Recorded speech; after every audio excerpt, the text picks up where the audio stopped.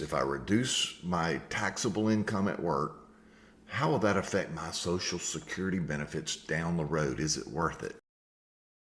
Hello, my name is Breland, also known as Papa D, and this is Papa D's Corner. All right, today we're going to take a more analytical approach to a question I hear quite often when I introduce SEMERP plans. The concern is if somebody reduces their gross taxable income through a plan like SEMERP, which is a self-insured medical reimbursement plan. Don't get hung up on that. Just know that it could be anything. It could be a cafeteria plan, for example. But this is basically going to tackle that concern is if I reduce my taxable income at work, how will that affect my Social Security benefits down the road? Is it worth it? So here to help us walk through it, I've brought in Professor Claude AI, who is going to help us break this down in a way that actually makes sense. So Claude, here's the question. If someone reduces their Social Security wages through a plan like SEMERP, are they hurting their future benefits with Social Security? That is an excellent question. And more importantly, it is a common concern, but in most cases, it is significantly overstated. To understand why, we need to begin with how Social Security benefits are actually calculated. Social Security is based on your highest 35 years of earnings, adjusted for inflation. So by the time someone reaches their late 50s or early 60s, the overwhelming majority of those 35 years are already established.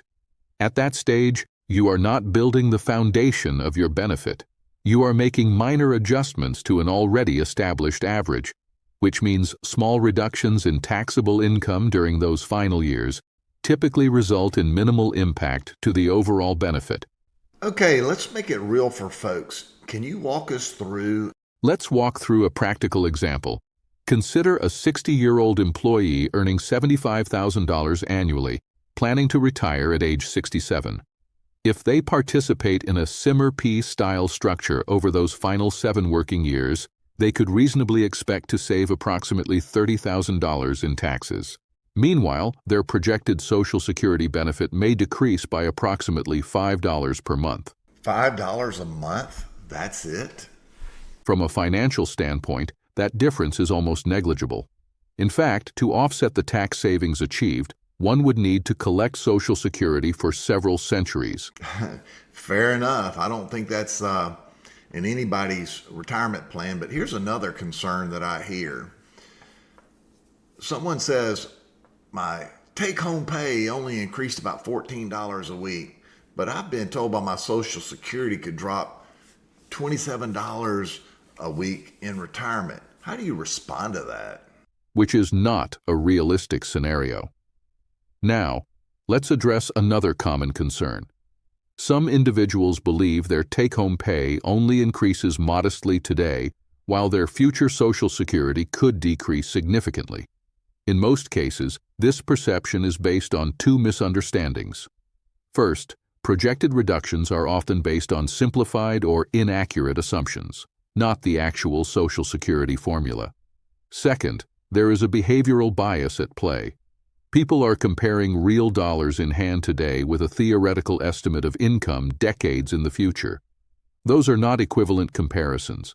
So they're mixing real money with hypothetical projections. There is also another important factor that is often overlooked: taxation. Many individuals view a large tax refund as a positive outcome. However, from a financial standpoint, a tax refund simply indicates that you have overpaid the government throughout the year. That one right there, that's a mind shift for a lot of people. The optimal scenario is straightforward. You owe nothing, and you receive nothing.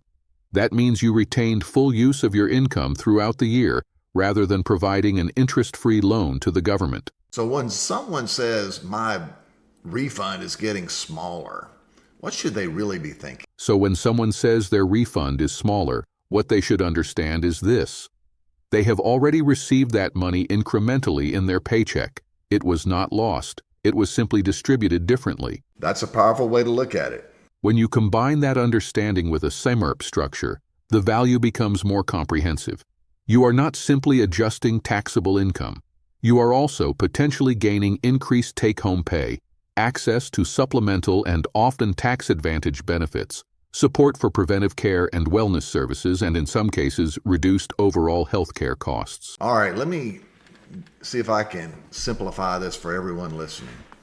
You're saying you can potentially save tens of thousands of dollars, improve your current cash flow, gain additional benefits such as less out-of-pocket money when you do have medical care, lower premiums, and the trade-off is what? A very small adjustment to your Social Security that in most cases barely moves the needle. And although I can't say this for sure, but the way Social Security works, by the time you get to Social Security, what's worth $5 today isn't going to be worth $5 then. They have cost of living adjustments. So your loss in today's dollars aren't the same. What do you say about that, Claude? That is an accurate summary. All right, folks, here's the takeaway.